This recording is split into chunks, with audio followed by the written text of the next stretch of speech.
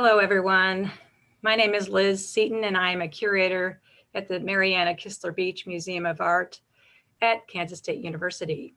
Welcome to this talk organized in conjunction with the museum's virtual exhibition, Waylon Gregory, Art Deco Ceramics, and the Atomic Impulse.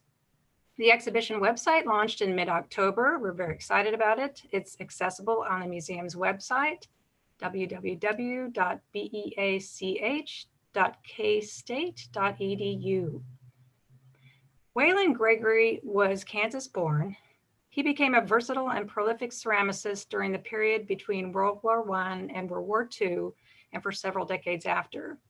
He distinguished himself as a creator of monumental ceramic sculpture, producing ambitious multi-figural works for the New Deal art projects and for the 1939 New York World's Fair. In tonight's program, our speaker, Dr. Robert Rydell, will introduce us to Gregory works at the New York World's Fair and explore their connection to the fair's larger themes. This program will last about 45 minutes to an hour. If you'd like to pose a question or comment, please do so using the Q&A button at the bottom of your screen rather than the chat box. So please use the Q&A button, and I will read your question to Dr. Rydell after his talk. Closed captioning is available for those who want it. Click CC at the bottom of your screen. This program is being recorded, and it will be available for viewing on the museum's YouTube channel. So, as we begin the formal program, let's acknowledge that the museum and university stand on the homeland of Native peoples, and that this land was taken from them by violence and broken promises. Now I'll introduce our speaker. Robert W. Rydell is Professor of History and Director of the American Studies program at Montana State University. He is one of the leading authorities on the history of international exhibitions, sometimes called World's Fairs or World Expos. He is the author of multiple books and essays about the subject. Rydell has served as guest curator for Designing Tomorrow, an exhibition at the National Building Museum in Washington, D.C. about World's Fairs and the history of modern design. Dr. Rydell, thank you for being with us. Oh, it's my pleasure. How's our audio? Sounds great. Does it? Oh, super. Okay, that's wonderful. So it's great to be with everyone, and I want to thank Liz and Jennifer Harlan and John Murray for all of their help with my presentation this evening. I'm speaking to you from lovely Bozeman, Montana. I'm looking out at a field where we have about 3 inches of snow. We have a heat wave right now. We're at about 25 degrees, which is really warm compared to where we were last week at 8 below. So I'm assuming that wherever you are, you're probably a bit warmer than we are here in the Rocky Mountains. But it is just great to be here, and I want to thank everyone not only for being here this evening, but also for your support of the Beach Museum. It's a wonderful virtual exhibition, and it took a lot of work to pull this together, and I just think everyone at the museum deserves a collective round of applause for bringing a little bit of brightness and joy into everyone's life during these COVID times. So we might as well get started. I'll get rolling here with just a little bit of background information about what I know the most about, and that's World's Fairs. So could I get the first slide, please, John?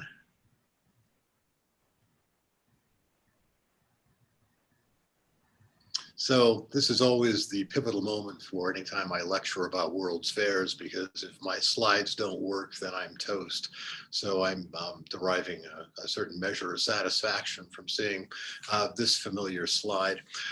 So I really don't know the last time you've thought about World's Fairs. When I talk about them with my students, I usually ask how many of them have been to a World's Fair, and no hands go up. I ask how many have heard of a World's Fair, maybe a couple of hands go up. I go to the local rest home and talk about World's Fairs. and asked the question, how many of you have been to World's Fairs? And I would guess almost 2/3 of the hands go up. So there are all sorts of reasons for these differences in responses, not the least of which is that the last World's Fair held in the United States was in 1984 in New Orleans. And let's just be polite and say it wasn't very successful. And we can talk more about that in a bit if you like. But what I'd like to do at the beginning is just help frame your understanding of the New York Fair and Waylon Gregory by just simply running through some lists of World's Fairs. They were an extraordinarily popular medium, not just of entertainment. In fact, I would say primarily not of entertainment until the 20th century. Mostly these events were taken and held as very serious pedagogical, educational events. And they swept Europe and the United States. Beginning in 1851, as you can see with this partial list of fairs. There were, depending on how you define a World's Fair, somewhere between 200 and 300 of these events held between 1851 and the end of the 20th century. But this is just a short list of fairs taking us up to 1937. The caricature on the right is simply there to underscore just how important these fairs were for urban design. People often want to know, so why were they important?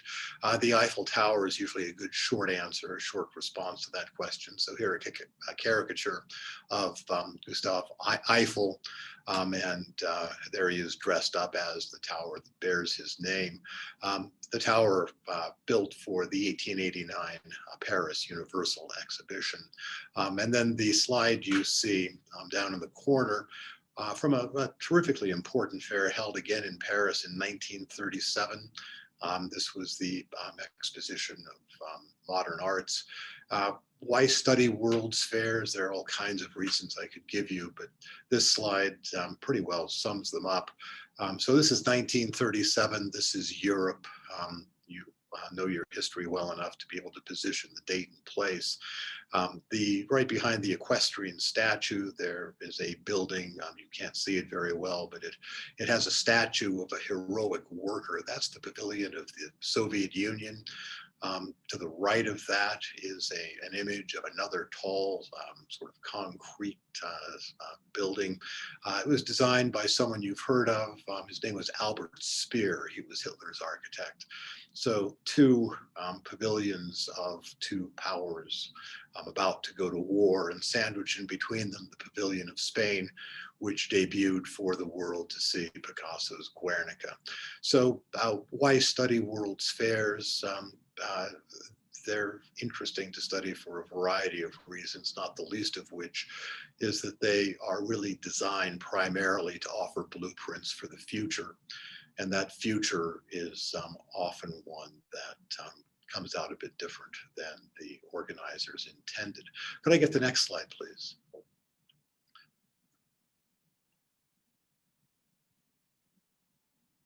This will bring us up to the near present.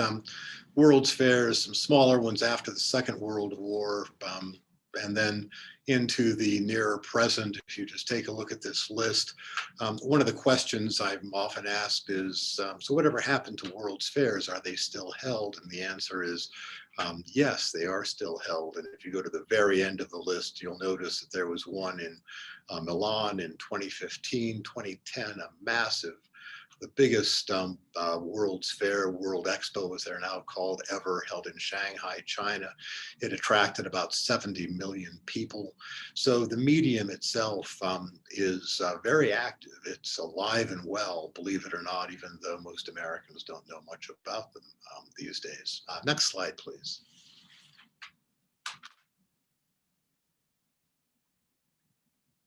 Just to give you a sense of just how important they were as measured by audience attendance. By the time the United States is about to enter the First World War, over 100 million Americans had attended the fairs held in the United States. That's only Americans. And understand that these fairs generated mountains of publicity. By World War I, we're talking films, in addition to photographs, in addition to articles and newspapers and so forth. So World's Fairs they just saturate the globe with their publicity releases. Next slide, please.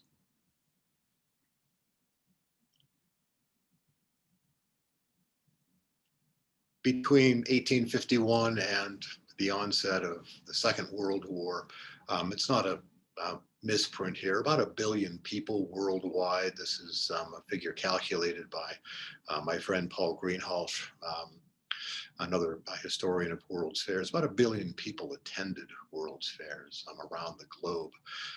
The medium is just extraordinarily important, and just in a sense, they made the world modern. Whatever modern means, World's Fairs had a lot to do with it. Next slide, please. Are there still World's Fairs? Short answer, yes. Do most Americans know or care about them? Answer, no. Next question, should they? Short answer, yes. And here's why. Next slide, please.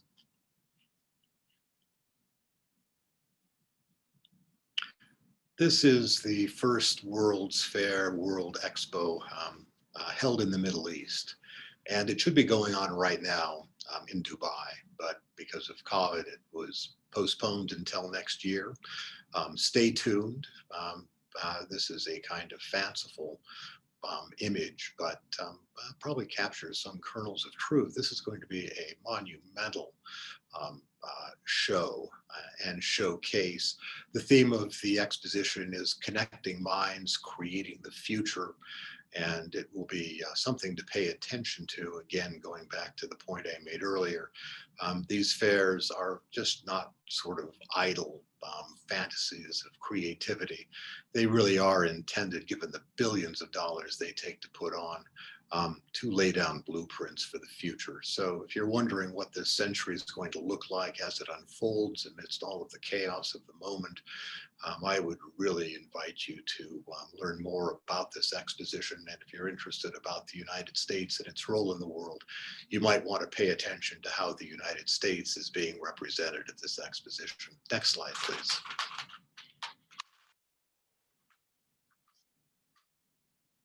So just a quick history of these events. A fair, an exposition many of you have doubtless heard of, the Crystal Palace, that's 1851 in London.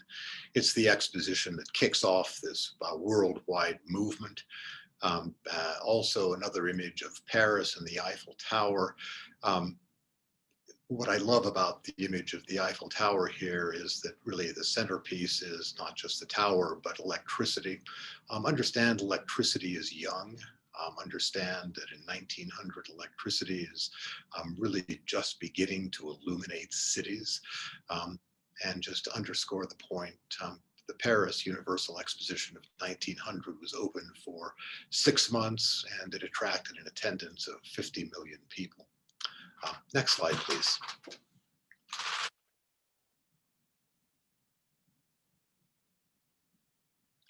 Let's bring this to the United States. Here is an image of the Chicago World's Columbian Exposition held in Chicago in 1893. It was supposed to be held in 1892 to commemorate the 400th anniversary of Columbus's landfall in the New World, but weather plus strikes forced a postponement. This is October of 1893. 20-some million people attended the fair in total. This is one day, Chicago Day in October. About 800,000 people congregate on the exposition grounds. This was a defining moment in American history for all kinds of reasons. Let's get the next slide, please. And this is where I could go off on a riff for hours. So I have a note to self here to be brief. World's Fairs entered the warp and weft, or warp and woof, if you will, of world societies. 1893, one example of this, just the kinds of legacies coming out of the fair, something called the Zipper.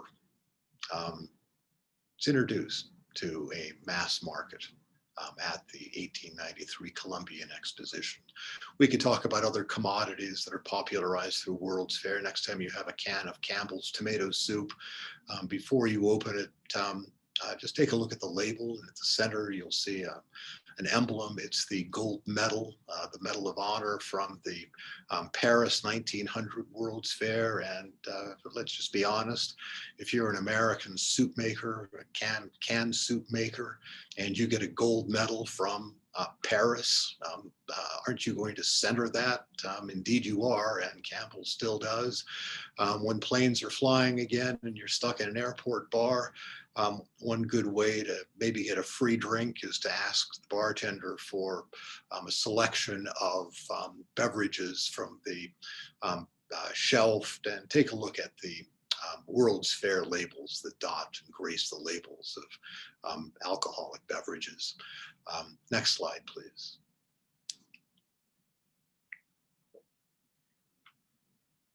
So why were the fairs held? And let me just be brief in talking about this. The image on the left, this is Hyde Park. This is where the Crystal Palace is going to be held 3 years later. This is, I believe, is 1848, and this is a gathering of protesters tied to the Chartist reforms. The image next to that, it's the Communist Manifesto written by Karl Marx, and he's busily working away in the British Library, about 30 minutes from where the Crystal Palace is going to take place. Europe in the 1840s is in absolute tumult, and that's going to continue across the late 19th century as well. Next slide, please.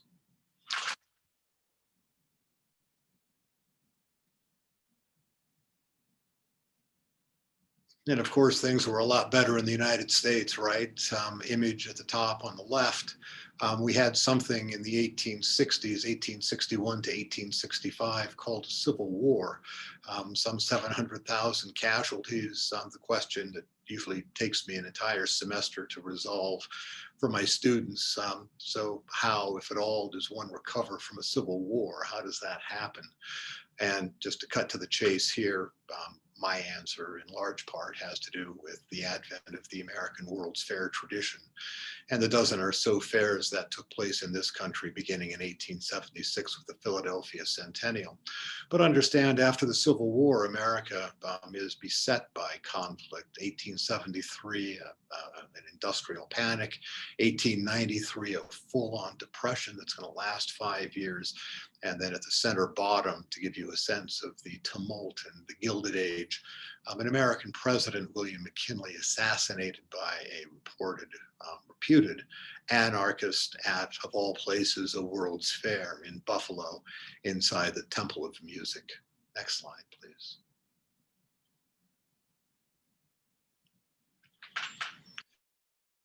So were things better after the First World War? Well, not exactly. The war itself caused immense grief, chaos, destruction. Just you think about the trench warfare, 100 years ago, really just absolutely extraordinary. And across the 1920s, yes, the Roaring Twenties, an era of some prosperity, astrologers really got excited and looked to the future and basically said, oh, prosperity is going to be paramount in 1929. Then the small font, fire, flood, vice, disease, epidemics, and disaster are also to be expected. Well, they were right about that. So next slide, please.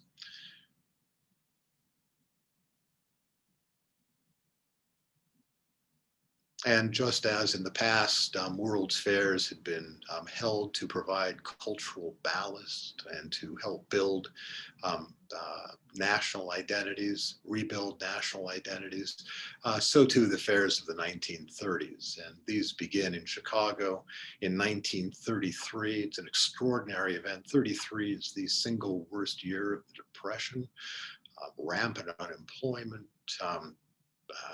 and yet in Chicago, here is a World's Fair with its theme, its name, A Century of Progress Exposition. Really, a century of progress. And it's an extraordinary concept in the worst year of the Depression. The centerpiece, There is an iconic figure representing Chicago. The breastplate she's wearing has the city motto, "I will." Um, Alongside of her, an airplane. On the other side, a building I'll come back to. It's the Hall of Science at the 1933 fair. And I'll need to spend some time talking about that. Across the 30s, there are World's Fairs in Dallas, in Cleveland, San Diego, and then on the West Coast, the fair that nobody on the East Coast ever remembers, the 1939 Golden Gate International Exposition, an extraordinary fair built on Treasure Island in the middle of San Francisco Bay, one of the main buildings for that exposition you have on the screen in front of you. But of course, the granddaddy of the fairs of the 1930s. Next slide, please.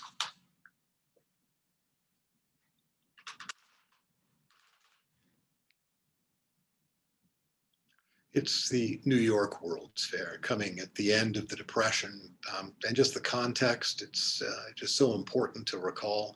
The Depression isn't over. There is a light at the end of the tunnel by the end of the 1930s, but it's a world in just total disarray. Japan is marching across China. The Soviet Union is on the rise. The Nazis hard at work with their expansionist enterprise. The world is headed towards war. The world is headed towards such a cataclysm. 1939, the end of the Depression. There's a fair in New York. It's going to extend into 1940, and the focus isn't on the past. It's not on the present. The focus, by the time the fair opens, is on the world of tomorrow. The image on the right, the two central figures, central icons of the fair, the Trilon, that pyramid, that tall needle-shaped structure, the Perisphere, and then a statue that bears some significance as well. It's James Earl Fraser's George Washington, staring out at the future. The fair, people forget the original impetus for creating the fair was to celebrate the inauguration of George Washington as president. So initially the fair was going to be more of a historical commemoration. By the time it moved towards opening, the focus quickly turned towards the future. And it was very much a fair seeking to allay multiple concerns about where the United States was heading. Next slide, please. At this point, maybe we should get Waylon Gregory into our story. Here's a ceramic plate that he produced for Lenox. If you look carefully, you can see it has a name. Yankee Doodle went to New York, 1939. And if you look at it carefully, it's really quite a wonderful rendering of the fair's World of Tomorrow theme. There's Uncle Sam, or Yankee Doodle, cradling the Trilon and Perisphere.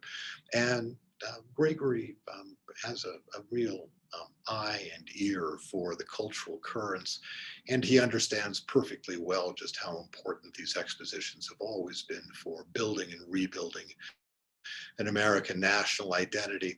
One of the little known facts about the earlier 1893 Columbian Exposition is that its dedication ceremony, held in 1892, was the primary site for introducing the salute to the flag, our Pledge of Allegiance, to a mass audience. So the interpenetration of nationalism with exposition, the exposition medium, is apparent really at all of the expositions. Next slide, please.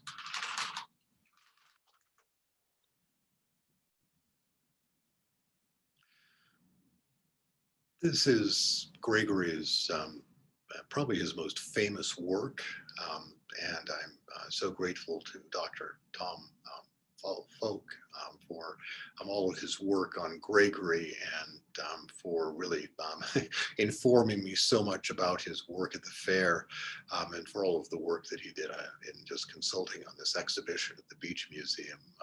His is an extraordinary story, and you can just get so much more of the just the rich context of his life, the contours of his life from this exhibition.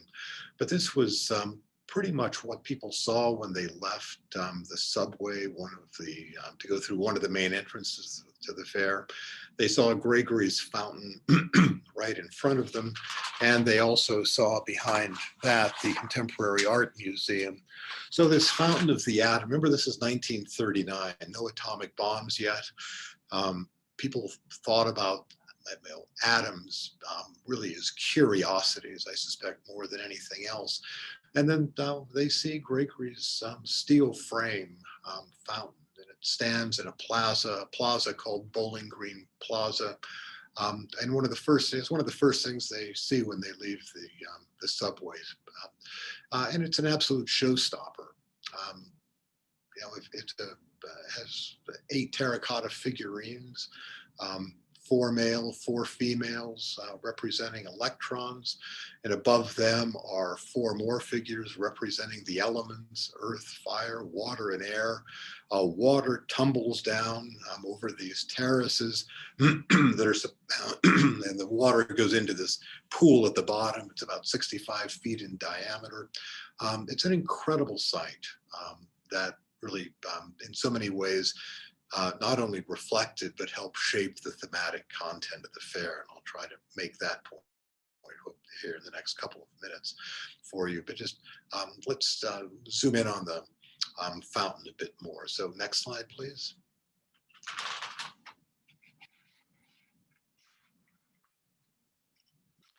So just to give you a sense of some of the playfulness that animated Gregory's imagination. There you see the terraces, the electrons, the cute little electrons around the lower terrace, and then the elements at the next level above. And by the way, there's a flame that bursts out of the top of this particular edifice. Next slide, please.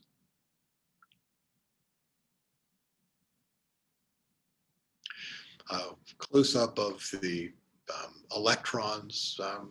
Now, I confess that when I was taking physical science courses, this is not exactly how I was introduced to electrons. And maybe had I been introduced to electrons via Gregory's art, I would have become a physicist. Who knows?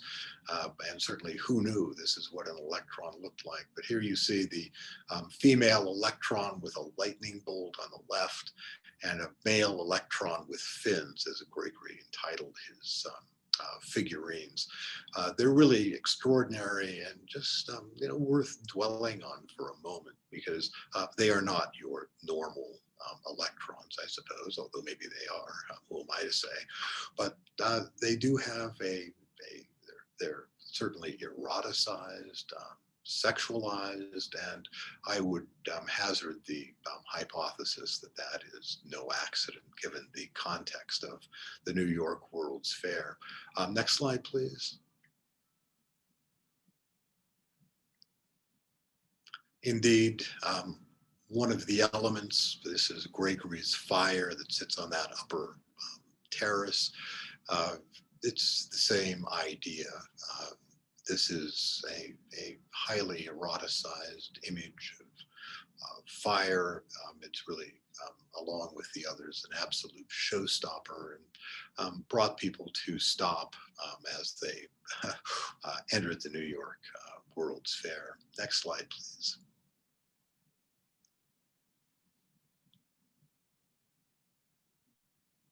So, what's going on here with this Fountain of the Atom, and what's going on with Gregory and his playfulness and his obvious sense of humor.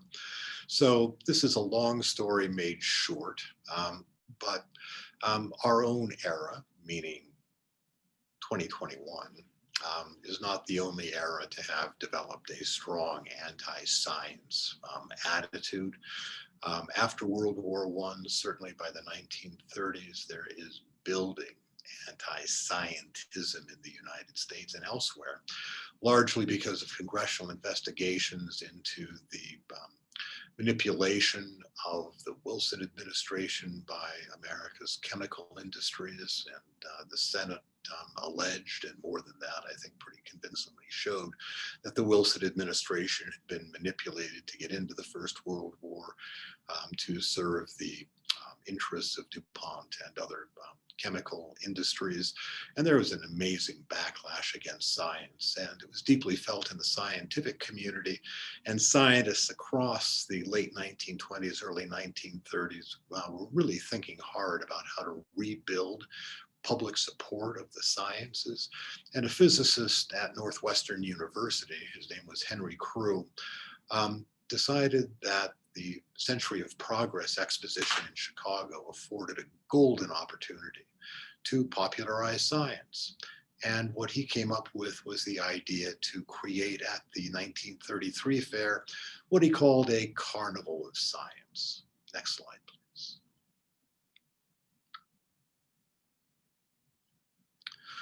One doesn't associate Albert Einstein with carnival. Those two words just aren't conjoined very often.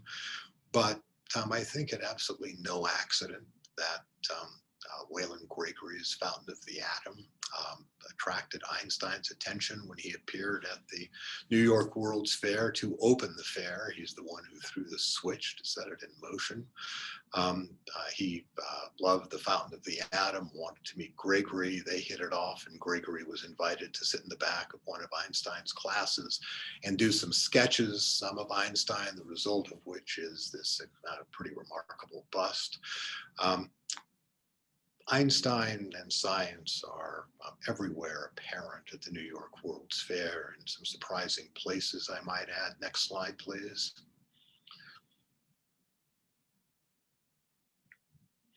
I won't spend a lot of time commenting on this. As I talk, you can read, but pretty close to Einstein's opening of the fair, a performer on the midway, let's call her an exotic dancer, the parlance of the time, a stripper, had an act that involved a macaw named Einstein.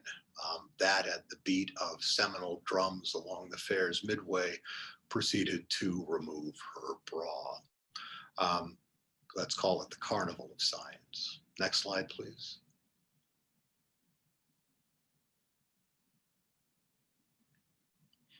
More seriously, but still eroticized, Joseph Walker's statue at the New York World's Fair is simply called Science.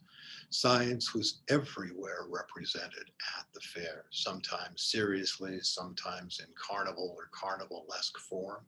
And that's no accident. It's a theme that runs through all of the fairs of the 1930s, and it's in direct response to the crisis in popular faith in science that had built in the aftermath of World War I. Next slide, please.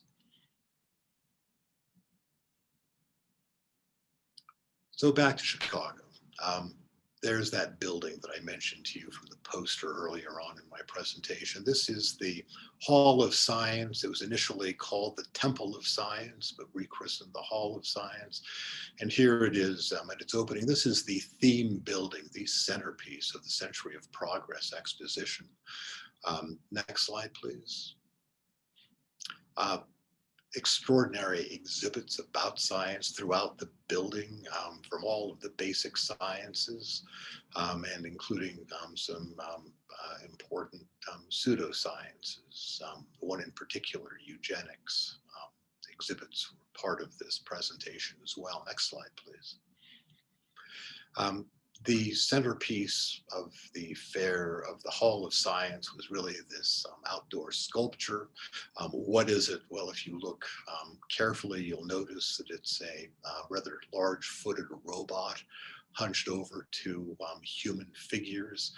The title of the sculpture, Science Advancing Mankind, designed by Louise Lentz Woodruff, who, like Gregory, studied with Loreto Taft, excuse me. And here you see her pretty close to the fair's opening, along with her husband, who was the treasurer of the exposition.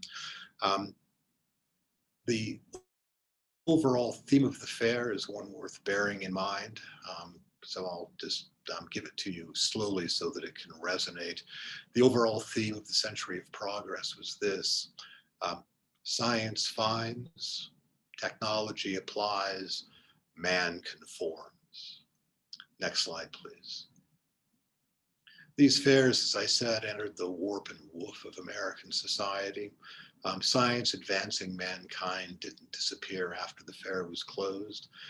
It was actually removed and shipped to a high school, Joliet Central High School, where I believe it is still in place in the main entry hall to the high school. It was rechristened Steelman, and I believe the high school I think their football team is still called the Steelmen. I may be wrong about that. But in any event, the centerpiece of the fair became the mascot of this particular high school. Next slide, please. At the New York World's Fair, science is everywhere. Right around the corner from Gregory's Fountain of the Atom is this rather remarkable building. This is the one promoting John's Manville products. Next slide, please. This is the unveiling of the building, the grand opening.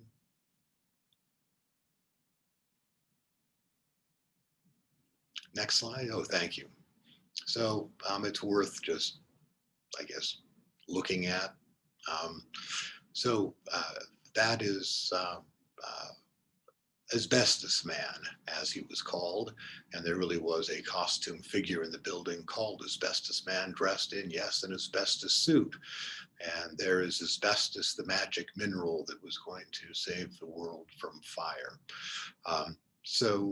All I can say is that at Chicago, Century of Progress exposition, there was a major building dedicated to science. There was a smaller building at the New York World's Fair, but the strategy of the New York World's Fair promoters and authorities was to disperse science exhibits throughout the fair and basically hit people over the head with them in pretty much all of the buildings.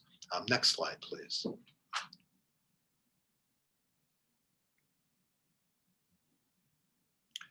Science is certainly one of the major themes of the fair. Its application to society through technology, improving people's lives everywhere apparent at these expositions, certainly in the fashion exhibits at the New York World's Fair, one of the fairs that helped introduce rayon into women's fashion, women's stockings, a major set of exhibits at the New York World's Fair. Consumerism absolutely central to these expositions because it is, after all, the Depression. And how do we get out of the Depression? One way we get out of the Depression is to get Americans to dig out money from under their mattresses and feel confident spending that money on consumer goods to help get industries rolling again. That's one of the central functions of these expositions. Next slide, please. And this led to industrial designers doing all kinds of interesting things. And we could talk more about Futurama and Bel Geddes and the rest in the question and answer. But just to give you a sense of how the fairs really set out to dazzle people with some of the displays. If any of you are interested in a sort of an interesting chandelier arrangement for your Thanksgiving tables, this probably would serve as a source of inspiration. Next slide, please.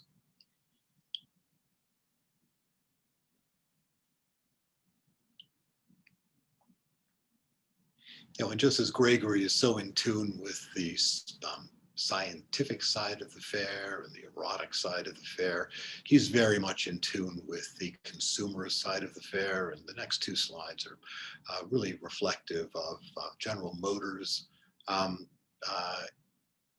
exhibits promoting automobile consumption. And also, I mean, Gregory is really interested in and General Motors is as well, in touting the benefits of not only exports, but imports. And so here are a couple of his renderings of the American consumer, carrying the message that imports benefit the American consumer. There's the next slide will basically emphasize the importance of exports as well. So art here promoting economic growth and economic recovery. And Gregory is every bit aware of the importance of the arts and design for that purpose. Next slide, please.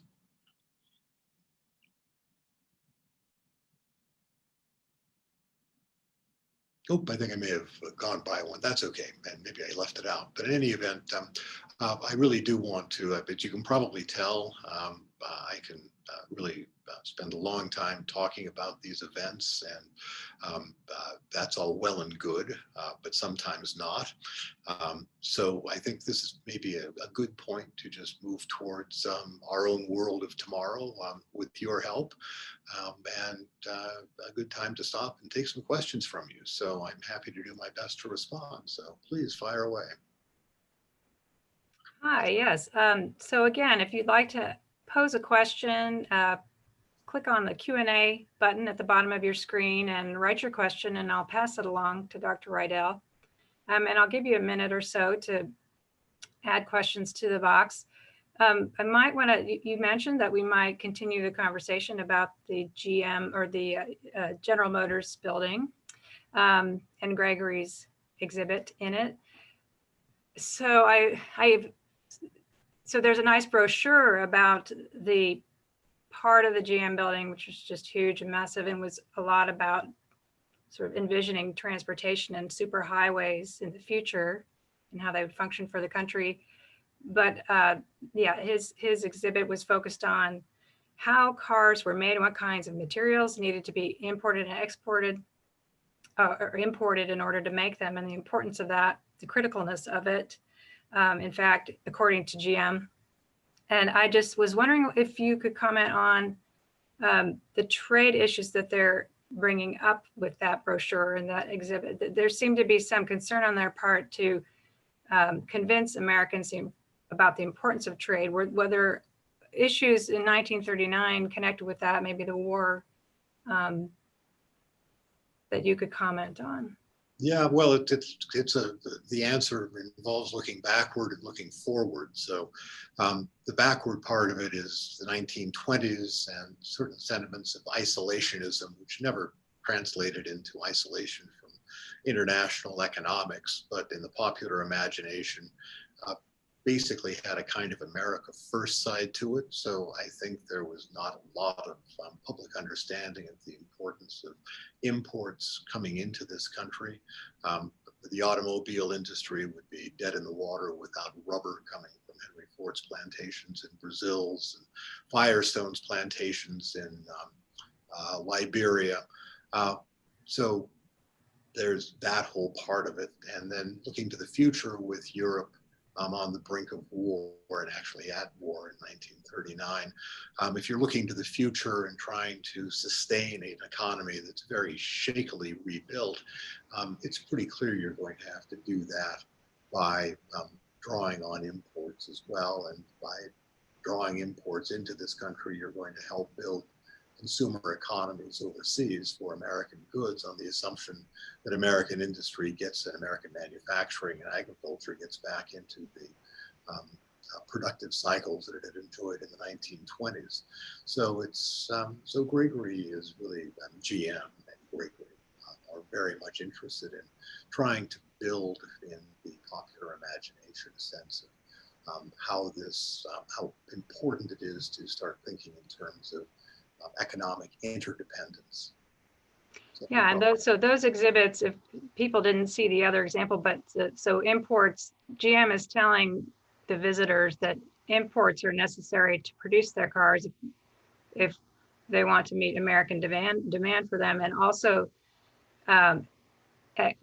exports are critical because materials have to go to countries who produce parts that are then used to create cars. So yeah, it's very interesting. And let me see if I can find a question or two for you. Here's a comment. I remember attending a World's Fair in New York in 1964. Didn't see it on your list. I think my parents were also at that fair after they came back from the Peace Corps in Brazil. Oh, well, that's my omission. Sorry, I thought I had actually added that. I think I ran out of space and maybe that got deleted when I put Milan in. So I'll have to go back and add that. So yeah, 64, 65 was, well, I won't get too far into World's Fair stories, but since we were doing Fountain of the Atom, one of my favorite but little known exhibits at the 64, 65 fair was Firestone's atomic tractor that was that little model that was basically advertised as capable of mowing down great swaths of jungle to build roads to rubber plantations. So it was basically an atomic powered jungle remover, which I thought was kind of nifty. And in the New York World's Fair, I hate to do it to you, but I'm tired and getting old, so it'll slip my mind before too long. But of course, one of the most popular songs at the 64-65 fair was the Pepsi Pavilion. It's a small, small world.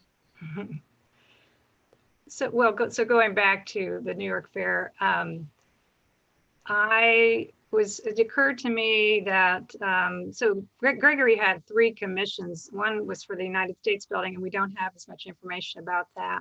So one was for GM, so a corporation, and then the other, Fountain of the Atom, was commissioned by the Fair Corporation or the Fair Commission. It's just interesting to me that the Fountain of the Atom was not attached to any corporate exhibit. And that way there's a kind of, I don't know, metaphorical freedom there. I guess at that time, atomic research was mainly based in the universities and supported by the federal government. Yes, absolutely. Yeah. So that just seemed that kind of energy and freedom and absurdity in a way in that exhibit. I just think is interesting in that it's not connected with corporations. You talk in your books about, or your book about, that includes a treatment of this fair about the relationship between corporate America and these fairs and the desire to sort of burnish images and promote that side of America and its power in terms of its businesses. Is there anything more you could say about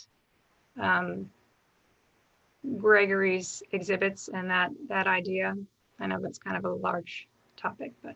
Yeah, and I'd be, since I'm not really an expert on Gregory, I don't want to get myself too deep in the soup by speculating, but it's very clear that, and after Dr.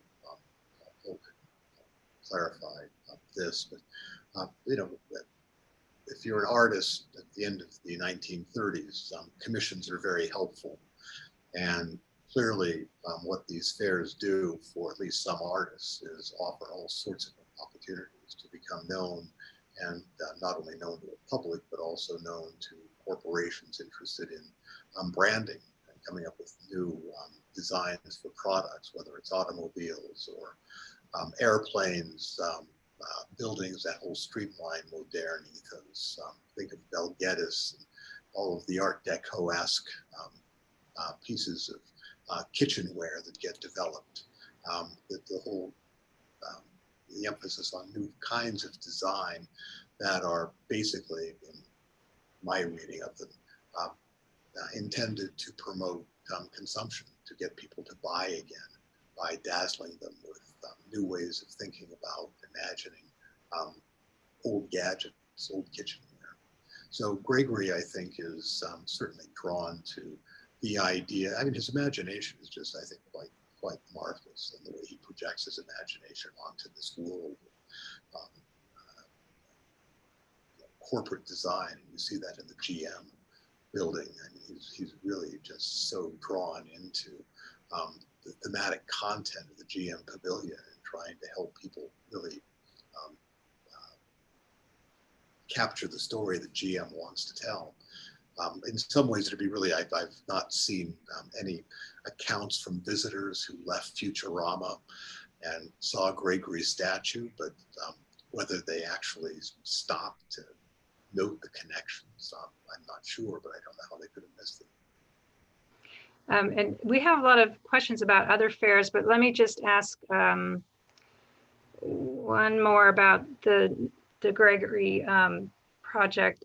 You alluded to this, the exhibits that were about sex and nudity and sort of titillating visitors, that in your book, you make it even more clear how much these were a big part of all of these fairs going back, which seems kind of strange. I guess it's like a red light. It's not exactly like if you consider a fair and urban environment, it's sort of like there's a red light district or some sort of attraction like that in every fair.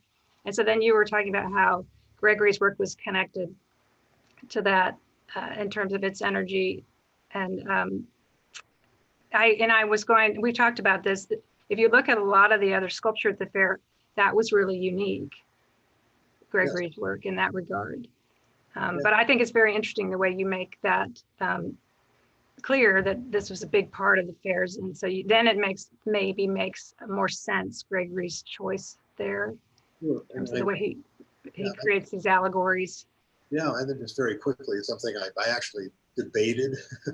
I was going to talk about Bel Geddes a little bit and Futurama, because that's how people remember Norman Bel Geddes, great modernist designer, and it's Bel Geddes and Futurama. And what they forget is that Bel Geddes also did a show on the Midway called The Crystal Lassies, which was this extraordinary strip show, modernist strip show that kind of was paired with Salvador Dali's, I want to say Dream of Venus, but that's not the correct name of that show, but it's pretty close.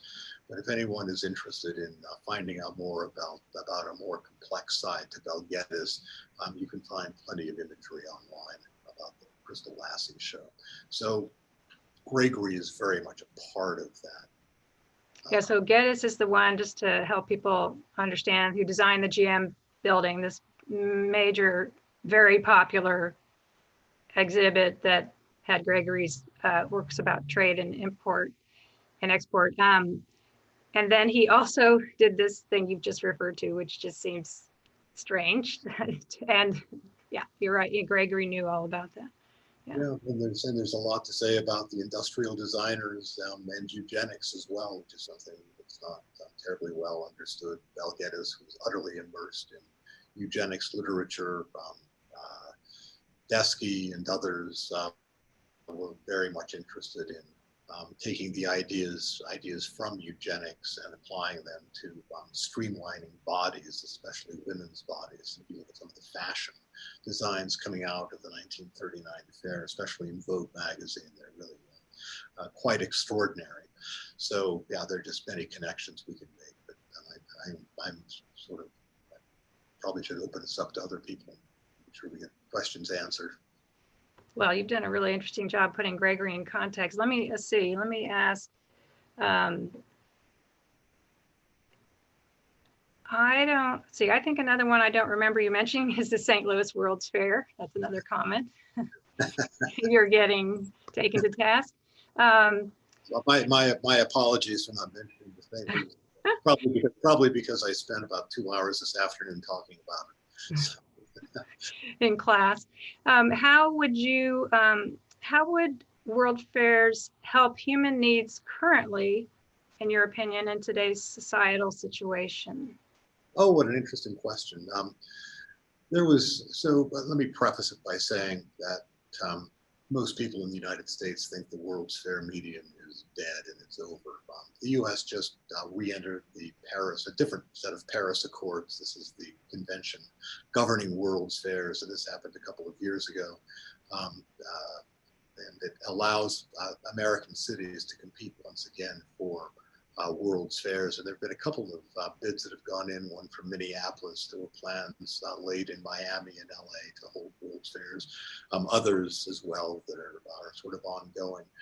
So it's a really timely question, because if my hypothesis holds that World's Fairs are direct responses to perceived and real social and political and economic crises, we certainly have an abundance of those right now, and I don't see them going away. So there is a future for the World Expo medium.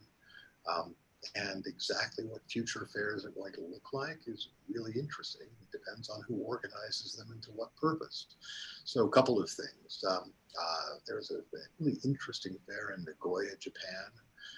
2005, a small fair. It made tons of money. It was supposed to have a small attendance and lose money, but it had a larger attendance than expected and made money, and a lot of money. And its theme was nature's wisdom. And And I think one of the subtexts of recent fairs is sustainability, climate sustainability, environmental remediation. I think any World's Fair worth its salt is going to have to help the world develop its cultural resources so that we never again respond to a pandemic the way we responded to this one. So health is going to be an absolute centerpiece of any meaningful World's Fair. I think there are, and we can also, I guess the other part of that tripod would be social justice, because the fair is a product of a colonial and imperial project that was building across the 19th and 20th century. There's a lot of work to be done there too. That's a subject for a longer conversation. I've had just a little trouble hearing you. Oh, sorry. Okay. Someone wants to ask about, let's see, thinking about the idea of the design arts playing a central role in making life better. Do you see work by artists like Gregory paving the way for designers such as Charles and Ray Eames in a post-World War II World's Fair?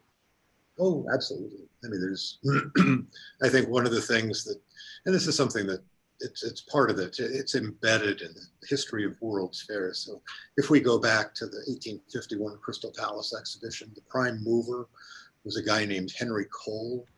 And Henry Cole was he was a designer.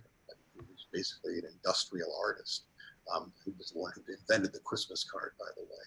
So there's this long tradition of the arts wedded to design, wedded to functionality that runs throughout all of these expositions. So I don't know the exact connection between Eames and Gregory, but I suspect there's a lot to be learned there. So again, I think I would refer you to Dr. Folk, who would certainly, I think, have a pretty good answer to that.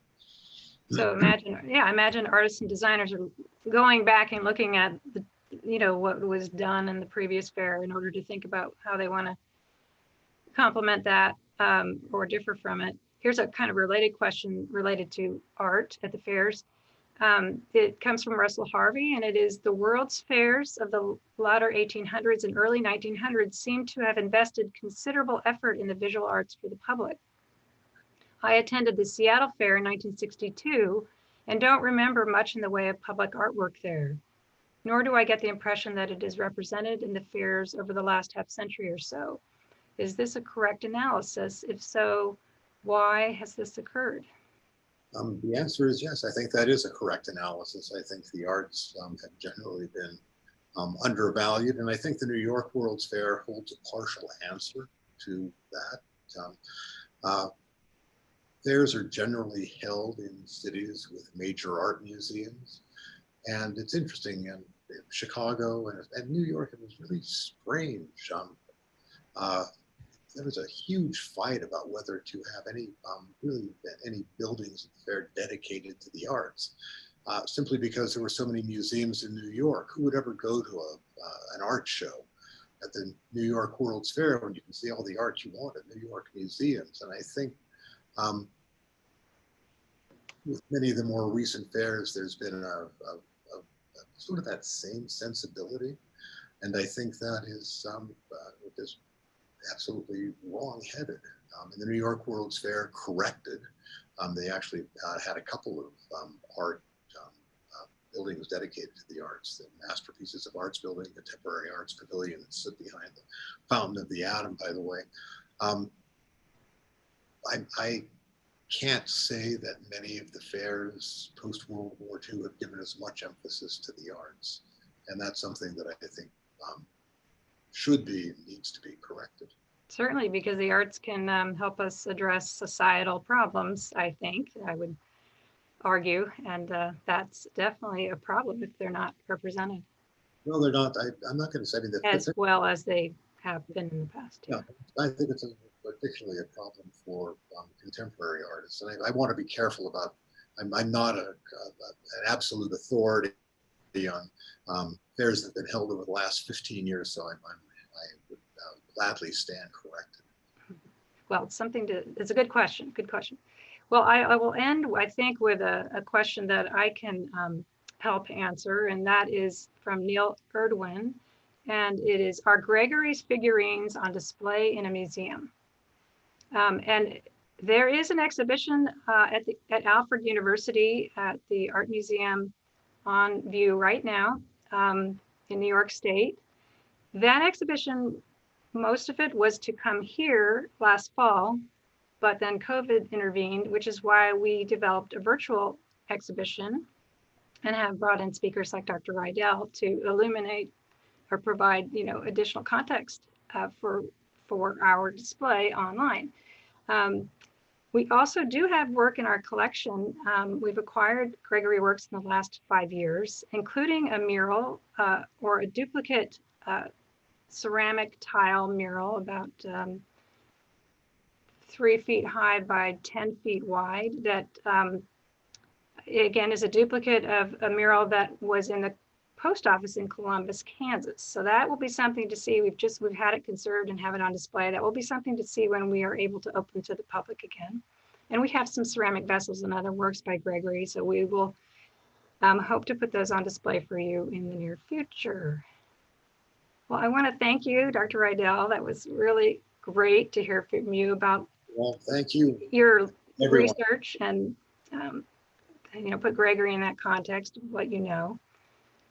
So really, thank you very much, and I hope you can stay warm up there. I'll do my best. All of you stay well and be well. Okay, well, if you have a comment, we'll stay up for a minute or two if you want to make a comment about this program. Hope you'll join us for the next program at next Thursday at 5:30, an interview with China Marks, artist China Marks. Okay, take care, everyone. Bye-bye. Good night.